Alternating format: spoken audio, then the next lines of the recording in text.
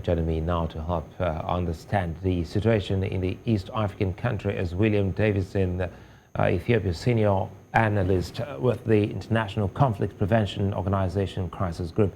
Good to see you, Davidson, and thanks for your time.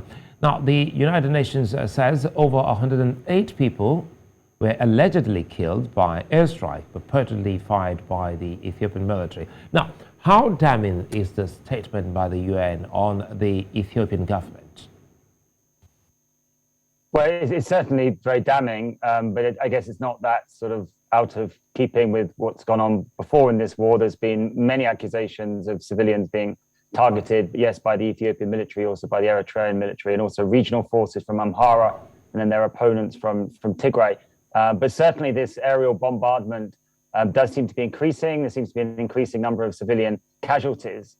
So it's quite right that the UN has spoken out against it. And it's really not entirely clear why these bombings are occurring at this rate and why so many risks or why civilians are being targeted in this way.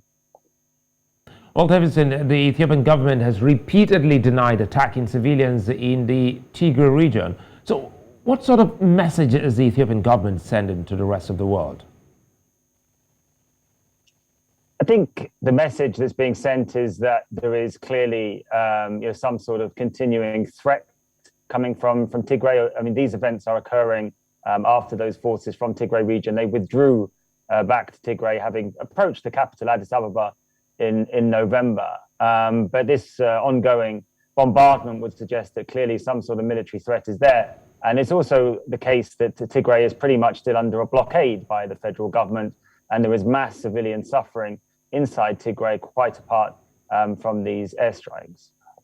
Well, and now it seems the crisis has taken a dangerous dimension with the Ethiopian government calling for the investigation of the Director General of the World Health Organization, Tedros Ghebreyesus, over claims that he supports the Tigray People's Liberation Front, a group that has been proscribed by the government of Ethiopia. What do you make of this new development? Well, again, it's just in keeping with the sort of allegations and rhetoric that we've seen throughout the war.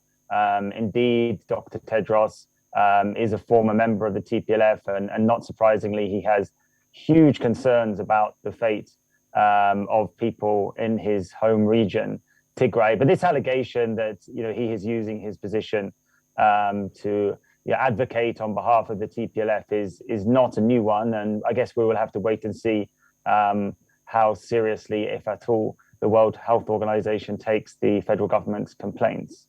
And Tedros Ghebreyesus has also raised the alarm over the humanitarian crisis in the region, as also highlighted by you, Davidson, because looking at the blockades that is, being put in place in that part of the country, preventing medicines from reaching the people in Tigray.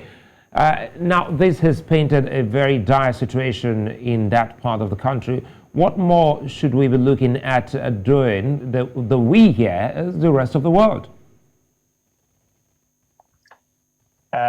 Yes, I mean, again, this situation is not new. I think the concerns are about just how long this has been going on. Of course, the war has been going on for about 14 months. There have been some somewhat positive developments, but yes, we do still see Tigray pretty much under a blockade here. There has been no aid whatsoever that's gone into Tigray for a month. There was some harvest recently, but that was quite limited as well because of the impact of the war. No fuel has gone in, and then also services such as banking and electricity, federally provided services, are not being provided. So this is an incredibly worrying situation. Really, the problem that confronts the external actors here is the same throughout, which is that without the cooperation of the Ethiopian federal government, then there is only a limited amount they can do. They've pushed to use flights to get goods directly into Tigray, but there is no supply route to Tigray that doesn't come through Addis Ababa, and the problem is that Addis Ababa is not cooperating, and then particularly without any sort of consensus on the United Nations Security Council, with China and Russia and others sticking by Prime Minister Abiy's government. That is one of the reasons why we've seen no real effective action by the international community to try and alleviate this desperate situation inside Tigray. But What part do neighboring countries, what part can they play, in stemming the tide of the violence in that country? The big player, I think, is Kenya at the moment. President Kenyatta has taken an active interest. It's all quite hush-hush in some regards, but I think they're trying to bring the parties together to finally have some sort of direct negotiations.